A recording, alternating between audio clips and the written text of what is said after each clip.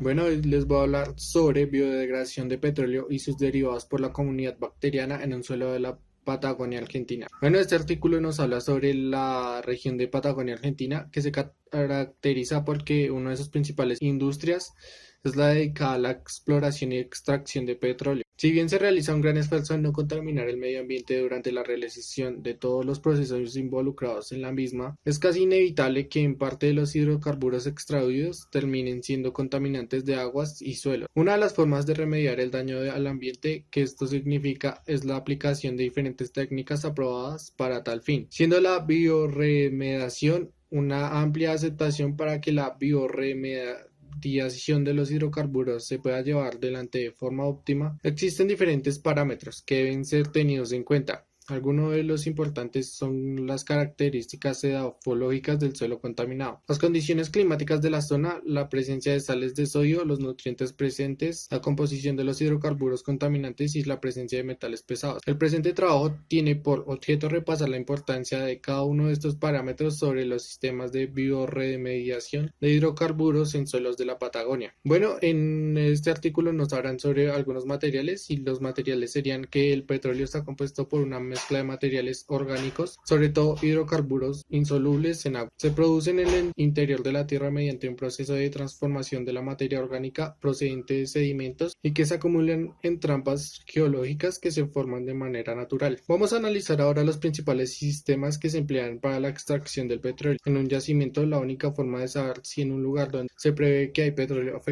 efectivamente lo hay es mediante la perforación. La primera perforación que se suele llevar a cabo denomina perforación exploratoria y tiene como finalidad confirmar si realmente existe petróleo en el yacimiento. Los métodos más empleados para lograr la extracción del petróleo son los siguientes. El método de percusión. Este método está ya casi en desuso y consiste en la utilización de trepano pesado que unido a una barra de referencia aumenta su peso. Esta barra se sujeta con un cable de acero conectado a un balancín. A través del balancín se transmite un movimiento alternativo de subida y bajada que es accionado por un motor. Con cierta frecuencia se procede a retirar el trepano para sacar los materiales o detritos mediante una herramienta denominada cuchara. Otro medio de extracción de petróleo sería el método de rotación.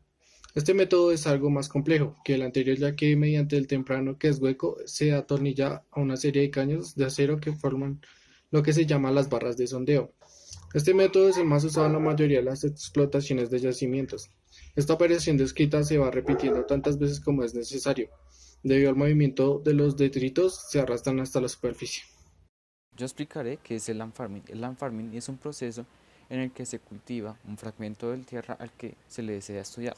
Esto en un campo abierto para analizarlo y iniciar un tratamiento de recuperación para que éste vuelva a su estado natural. El soxhles es un elemento que se utiliza para la extracción de compuestos que se encuentren en un sólido. Utilizando estos dos métodos podemos tanto identificar como analizar, estudiar y descubrir qué microorganismos, hidrocarburos y bacterias se encuentran en este suelo con el fin o con el propósito de restaurarlo a su estado anterior, antes de que fuera contaminado por un hidrocarburo o específicamente del petróleo. Entonces, ¿qué tecnología se debería usar para recuperar estos suelos contaminados por petróleo?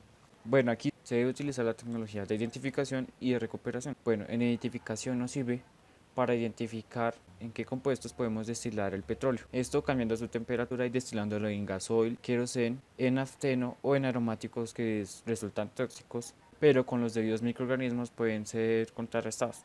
Bueno, hay que analizar el físico y químico del petróleo y de todos los microorganismos y hidrocarburos que estén sobre el suelo contaminado. También debemos realizar un análisis microbiológico para saber cuál y cuáles nos sirven para limpiar y purificar el suelo contaminado. Analizar el hidrocarburo y la comunidad bacteriana para saber para identificar y conocer cuáles y cuántos sirven para la limpieza del suelo contaminado. Obtener la comunidad bacteriana, estudiar la diversidad de componentes que se encuentran en el suelo contaminado. También debemos saber cuál es el potencial de biodegradación de cada compuesto que vayamos a usar y ya con todo esto hecho podemos limpiar el suelo contaminado por el petróleo.